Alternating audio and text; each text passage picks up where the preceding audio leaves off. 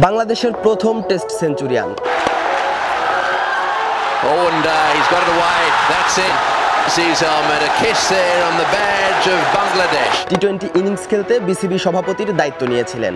তবে দায়িত্ব নেওয়ার পর সেই টি-20 ইনিংসটাকে দীর্ঘ করতে বাংলাদেশ ক্রিকেট বোর্ডের নির্বাচনে অংশ নিয়েছেন আমিনুল ইসলাম বুলবুল। শুরুতে নির্বাচনে অংশ না নেয়ার কথা বললেও পরে কেন সিদ্ধান্ত বদলেছেন সেসব প্রশ্নের জবাব দিয়েছেন সাবেক এই ক্রিকেটার। গত মে মাসে ফারুক আহমেদকে সরিয়ে বুলবুলকে বাংলাদেশ ক্রিকেট বোর্ডের সভাপতি করা হয়। জাতীয় ক্রীড়া পরিষদ এনএসসির মনোনীত কাউন্সিলর হিসেবে এই দায়িত্ব পান তিনি। একই প্রক্রিয়ায় সভাপতি হয়েছিলেন ফারুক আহমেদ। নাজমুল হাসান পাপনও একই প্রক্রিয়ায় প্রথমবার সভাপতি হয়েছিলেন। এরপর পাপনের কর্মকাণ্ড তো সবারই জানা। সবসময় আমাদের টার্গেট কিন্তু next world cup, not this world cup. তবে বুলবুল সবার থেকে আলাদা। বিশ্বজুড়ে ক্রিকেট উন্নয়নে তার অবদান রয়েছে।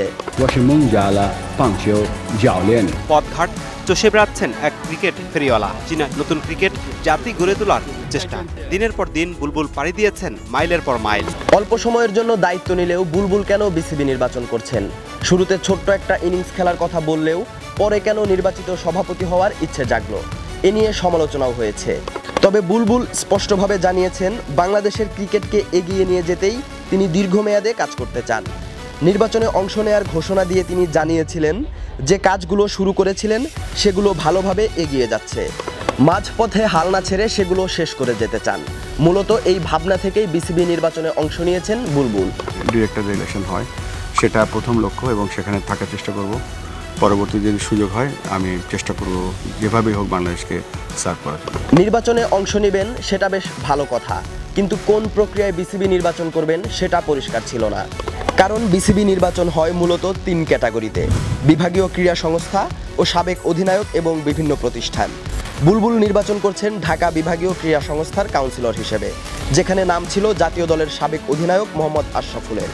তবে জাতীয় ক্রীড়া পরিষদ এক বিজ্ঞপ্তিতে জানায় আশরাফুলের জায়গায় ঢাকা বিভাগীয় ক্রীড়া সংস্থার আহ্বায়ক কমিটিতে নাম দেওয়া হয়েছে বুলবুলের। সেখান থেকেই নির্বাচনে অংশ নিয়েছেন আমিনুল ইসলাম। বিসিবি সভাপতি হওয়ার আগে বুলবুল কোথায় ছিলেন সেটা সবারই কম বেশি জানা। আইসিসির এশিয়া অঞ্চলের ডেভেলপমেন্ট ম্যানেজার হিসেবে দায়িত্ব পালন করেছেন তিনি।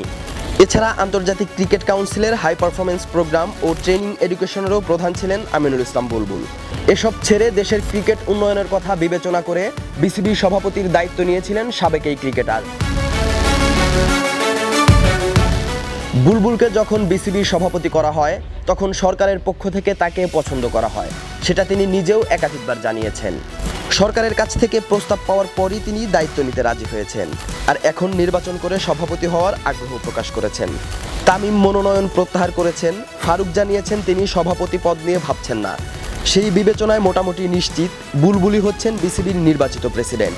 তবে সেটা আনুষ্ঠানিকভাবে নিশ্চিত হওয়া যাবে আগামী 6 তারিখ।